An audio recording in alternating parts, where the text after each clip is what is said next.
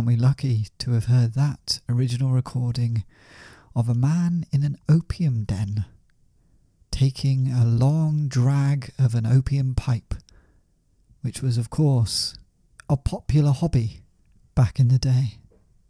I want to say thank you to the British Library for lending me this mind-blowing recording. Hello there, and welcome back to the final couplet with me, Theo Cowan. What's been going on this week? Well, I read yesterday that Tom Holland was playing Romeo in Romeo and Juliet on the West End, and that's in previews at the moment, so I think you probably have to sell a limb to get a ticket, cut off an arm or something, and then you show that to box office and they give you a ticket, and it'd probably be worth it because he's a good actor, isn't he? So that's good. He's bringing Romeo to life, hopefully, and big name to be playing Romeo, big name to get in. I'm sure Shakespeare would approve. And that's probably it for Shakespeare news this week. So that's that out of the way. It's probably about time we have a look at Sonnet 57, isn't it? Let's take a listen, shall we? Being your slave, what should I do but tend upon the hours and times of your desire? I have no precious time at all to spend, nor services to do till you require. Nor dare I chide the world without end hour, whilst I, my sovereign, watch the clock for you. Nor think the bitterness of absence sour, when you have bid your servant once adieu. Nor dare I question with my jealous thought where you may be, or your affairs suppose. But, like a sad slave, stay and think of nought, save where you are, how happy you make those. So true a fool is love that in your will, though you do anything, he thinks no ill.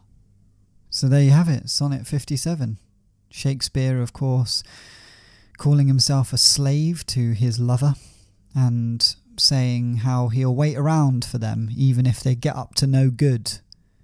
Which is, again, he's brought this up in the past, saying, oh, look, even though you have affairs and stuff like that, it does suck, and I do hate it, but also love's crazy, dude, and I forgive you, and I just need to get over all the cheating.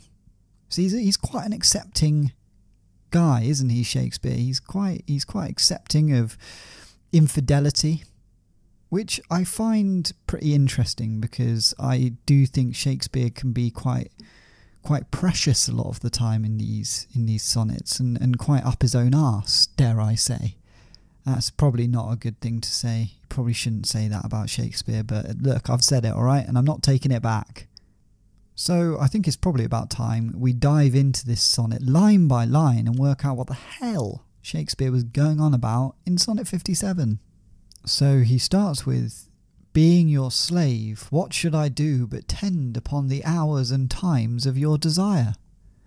So he's starting with a question, and he's saying, you know, given that I'm your slave, what else is there to do? What should I do but wait upon the hours that pass and wait for the times when you'll want me? So just he's saying, as your slave, what else is there to do but wait around for the moments when you want me, when you desire me? So quite a rough existence, really. Sounds pretty boring. You just wait around until you're needed, and then you have a little roll in the hay, and then back to doing nothing.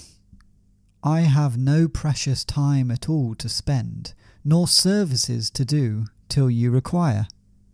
So he's continuing on from the point. He's saying, I don't have any precious time to do anything other than wait around for you and you know, and be at your service when you require me. I'm literally always available because I'm doing absolutely nothing in the times when you don't need me.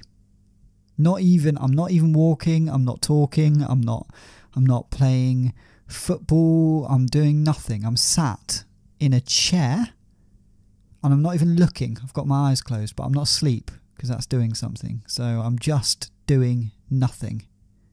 Then he continues with, nor dare I chide the world without end hour, whilst I, my sovereign, watch the clock for you. So he's saying, I'm not going to get annoyed at how long these hours are waiting for you while I watch the clock for you, my sovereign. So I guess he's saying sort of my king there. So look, yeah, there's a lot of waiting around and that is tough, but I'm not going to complain about it, all right? It's my duty.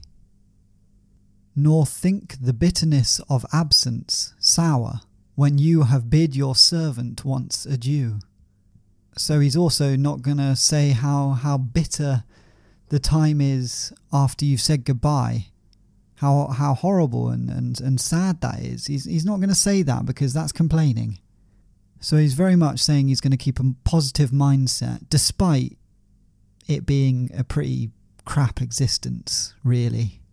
Nor dare I question with my jealous thought where you may be, or your affairs suppose. So this is all part of the same thought, really. But here he's saying, I'm not going to think about where you are or who you might be with. So your affairs, I'm not going to think about, who you might be sleeping with. I'm just going to ignore that. You do what you want to do, all right? I'm just here for when you need me. Which is very forgiving, isn't it? I mean, come on, have a bit of respect for yourself, Shakespeare. You're better than this. You're William Shakespeare. You don't just sit around waiting for the man you love to call you and let him go and have sex with loads of other people. No, come on. You're better than that. Stand up for yourself. But, like a sad slave, stay and think of nought, save where you are, how happy you make those. So he's saying, no, I'm not going to think about all your affairs and how long you leave me alone and how crap it is when you say goodbye. No, that's not. I'm just going to be like a sad slave and not think about anything bad. Apart from actually where you are, so I can think about where you are and how happy you're making everyone around you. So just happy things, really. Not the affairs or anything like that. Just happy times.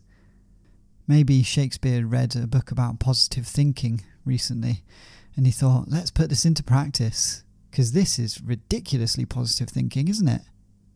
Almost delusional, I'd say.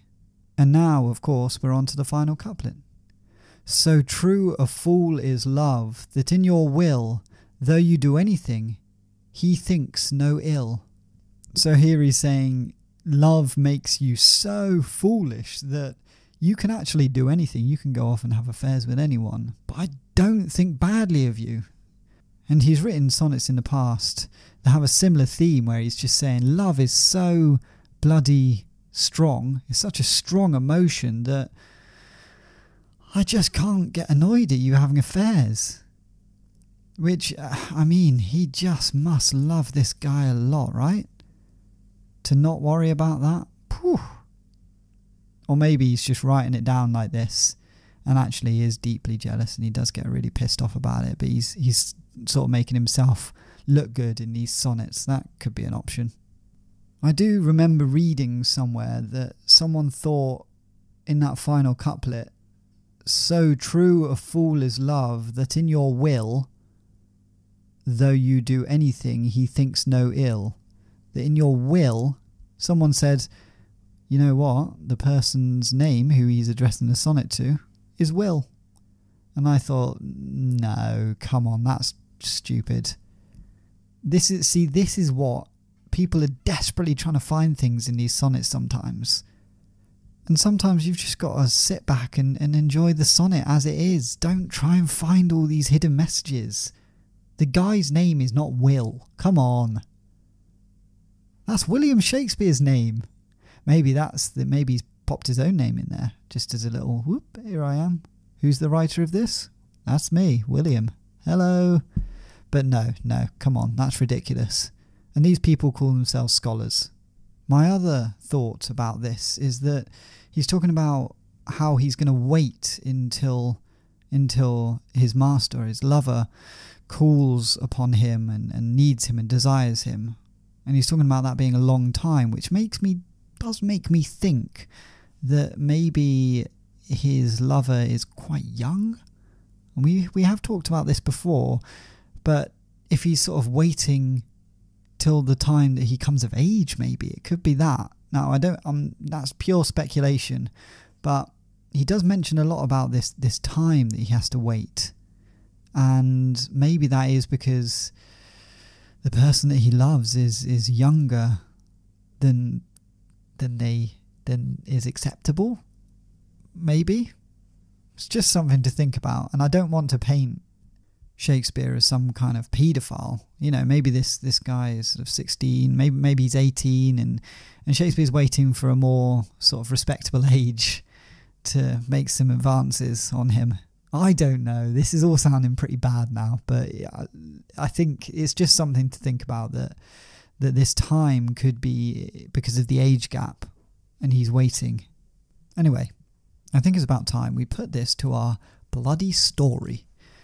Now, if you remember, last week we met the writer Christopher Marlowe, who turned up at Shakespeare's big gala night that he put on to try and seduce Ben Jonson. And Christopher Marlowe did this great sonnet, and Shakespeare just fell head over heels then and there, and he chased him out of the Globe, and he said, "Bloody hell, that was incredible. You're amazing." And Christopher Marlowe said, "Look, I've got to go away. I've got to flee London. And here's my address, though. You can write to me." And he gave Shakespeare a little kiss on the cheek and vanished. And then Shakespeare obviously had the address, so wrote him a sonnet, because what else would he do? He wrote him a sonnet because that's pretty much all he does. And then the sonnet was received, of course, in Barbados. And that is where we are up to. Let's find out what happens next. Christopher Marlowe finished reading Shakespeare's 56th sonnet. Obviously he didn't know it was his 56th, he just thought it was a sonnet. And he was pretty blown away by it. It was amazing how it mentioned how far apart they were, and how much Shakespeare felt about him, and how the distance between them was painful, but it would make the moment when they see each other again even more special.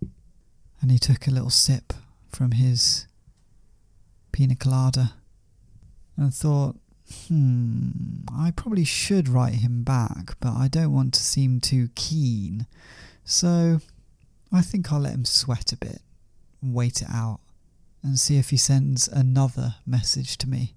Then I'll know that he has real feelings for me, and this isn't just a fling. He sat back on his deck chair, looked out at the sea, and thought of Shakespeare back in London. Back in London, Shakespeare was fretting awfully. He was pacing around and around his house.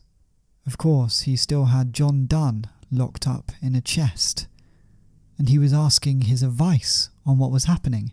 He said, "John, listen up. What the hell's going on? I sent that sonnet like 7-8 weeks ago, and I still haven't had a response. This is crazy." It was a bloody good sonnet as well, so it wouldn't make sense for him not to reply. And John Donne says, "Look, Shakespeare, I'd love to help you, but honestly, you said you'd let me out of here, and it's actually getting quite horrible in this box, in this trunk that you've got me in. So I'm making a stand. I'm not going to help you until you let me out." So Shakespeare says, "Oh, fine. Look, if I let you out, will you promise to help me in this situation?" And John Donne says, "Yes, absolutely."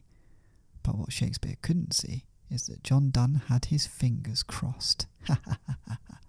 So Shakespeare let John Donne out of the trunk, and John Donne, quick as a flash, punched Shakespeare in the face, kicked him on the bum, and said, "That is for keeping me captive for so many months, you complete arsehole." And he ran out of the house. Shakespeare was left sitting on his kitchen floor, and he thought, yeah, probably wasn't a great idea to let him out in the end, because I haven't really given him much food or water or anything, and he's been in there for months, so yeah, I probably deserve that. Anyway, I can't really think about that at the moment. I'm too in love. I think what happened is Royal Mail didn't deliver my sonnet, so he didn't receive it, and that's definitely why he hasn't replied. So what I'm going to do is I'm going to write another sonnet, and this time I'm really going to go overboard, and I'm going to say, look, I'm going to be your slave, Christopher. I will wait until the very time that you desire me. Look, I've got to throw myself out there. I've got to make it clear to him that I'll do anything to be with him. So he goes up to his little writing desk and pens Sonnet 57. When he finished, he thought, now look, I cannot send this by Royal Mail again. So what I'm going to do is I'm going to give it to Mercutio to deliver to Barbados. That makes complete sense. And he called Mercutio up to his writing room and said, look, Mercutio, I need you to deliver this for me.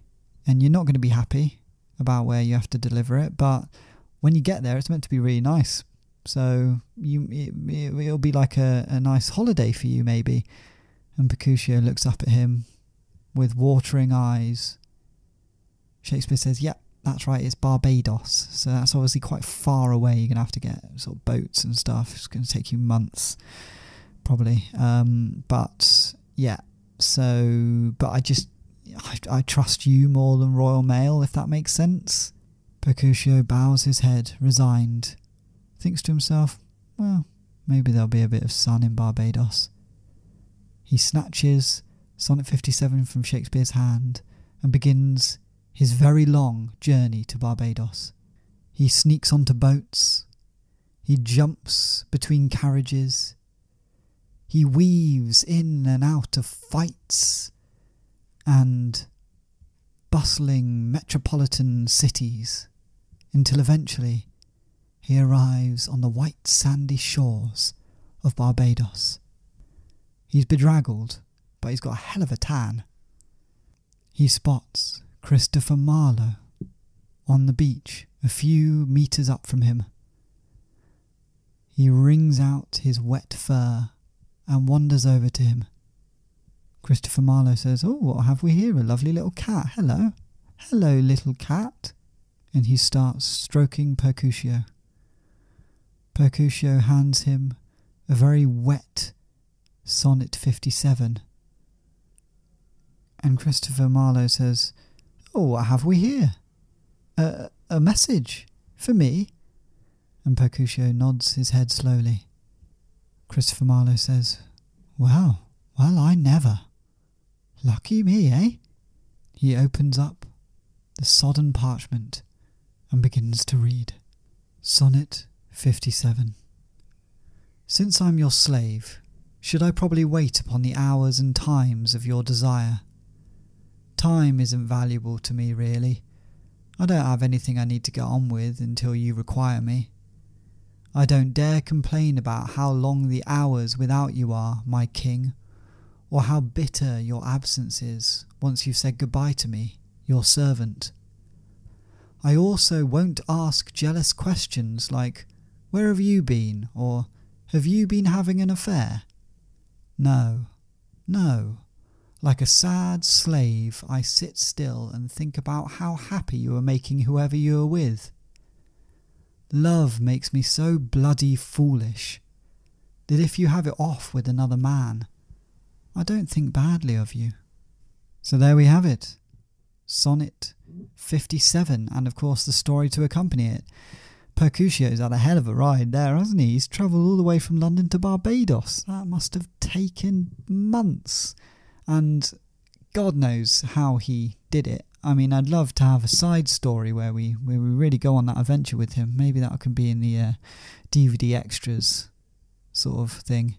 Anyway, until next week. Bye!